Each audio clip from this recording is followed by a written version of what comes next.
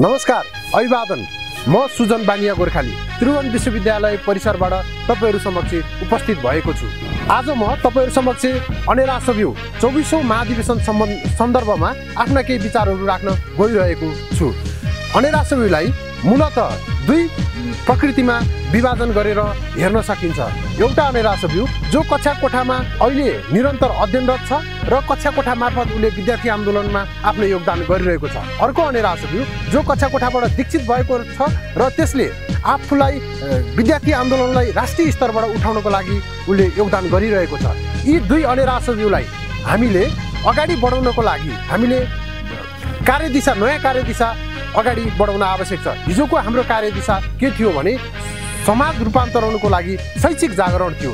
आजको समयमा हामीलाई समाज रूपान्तरणको लागि शैक्षिक जागरणको कार्यदिशाले मात्र पर्याप्त भएको छैन। त्यसैले अबको हाम्रो कार्यदिशा भनेको सामाजिक रूपान्तरण मात्र नभई सामाजिक आर्थिक रूपान्तरण सहितको शैक्षिक जागरणमा अगाडि बढ्न हामी आवश्यक छ। यस कार्यदिशालाई हामीले अगाडि बढाउनको लागि कार्ययोजना बनाउन आवश्यक छ। हामीले बनाउने कार्ययोजना 3 खम्बामा आधारित हुनुपर्छ। सामाजिक आर्थिक रूपान्तरणको लागि शैक्षिक जागरण यस कार्यदिशालाई सफल बनाउनको लागि हामीले एउटा खम्बा भनेको शैक्षिक आन्दोलनको खम्बा, यसलाई हामीले मजबुत तरिकाले उठाउन आवश्यक छ। अर्को खम्बा भनेको राजनीतिक सुशासनको खम्बा हो। त्यो खम्बा भनेको भ्रष्टाचार, व्यतिथि, विकृतिको विरुद्ध लड्ने खम्बा हो र राजनीतिक प्रणाली स्थापित गर्ने आन्दोलन हो। र अर्को महत्त्वपूर्ण खम्बा भनेको उद्यमशीलताको खम्बा हो, जुन आज आवश्यक भइसकेको छ। हामीले कक्षा कोठाबाट दीक्षित भएका अनेरासव्यूलाई उद्यमशीलतामा जोड्न आवश्यक छ र कक्षा कोठामा बसिरहेका अनेरासव्यूलाई पनि भोलि हामी कक्षा कोठाबाट दीक्षित भएपछि यही अनेरासव्यूको अर्को चरण छ, जुन हो उद्यमशीलताको चरण हो। त्यो खम्बा, त्यो आन्दोलन बोकेर हामी अगाडि बढ्नुपर्छ भन्ने हामीले त्यो चरण देखाउन आवश्यक छ।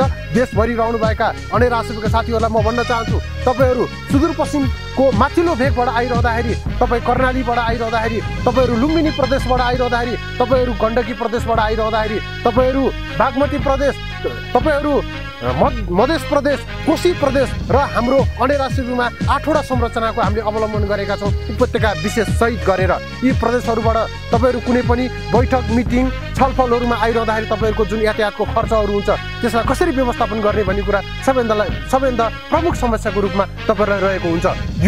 यो समस्यालाई सम्बोधन गर्न पनि अनेरासव्यूले उद्यमशीलताको, उत्पादनको मुद्दा बोकेर यसलाई नयाँ आन्दोलनको उचाइमा पुर्याउनको लागि नयाँ अभियान लिएर जान्छ। त्यसैले अबको हाम्रो कार्यदिशा भनेको सामाजिक आर्थिक रूपान्तरणको लागि शैक्षिक जागरण हो। देशैभरि रहनुभएका साथीहरूलाई म यस कार्यदिशामा एकीकृत हुनको लागि म हार्दिक आह्वान गर्न चाहन्छु। यही कार्यदिशा बोकेर हामी अब मैदानमा उभिनेछौँ र यसलाई सफल बनाउनको लागि मैले भनेको 3 खम्बाको कार्ययोजना त्यो बोकेर हामी अगाडि बढ्नेछौँ। देशैभरि रहनुभएका साथीहरूलाई साथ सहयोग गर्नको लागि यो कार्यदिशालाई मूर्त रूप दिनको लागि हार्दिक आह्वान गर्न चाहन्छु। हस्त, धन्यवाद, लाल सलाम।